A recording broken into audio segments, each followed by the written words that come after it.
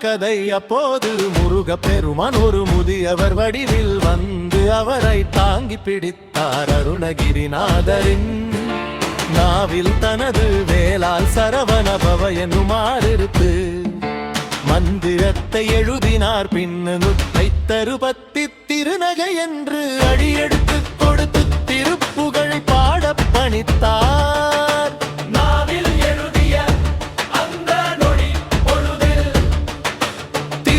பிறந்தது மயிலும் மலர்ந்தது.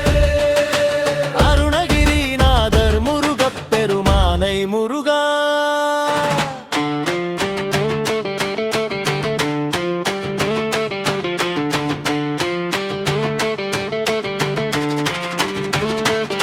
என்று அழைத்த அந்த முதல் கணத்தையும் அவர் நாவில் முருகனின் வேல் பட்ட அந்த புனிதமான தருணத்தையும் மையமாக வைத்து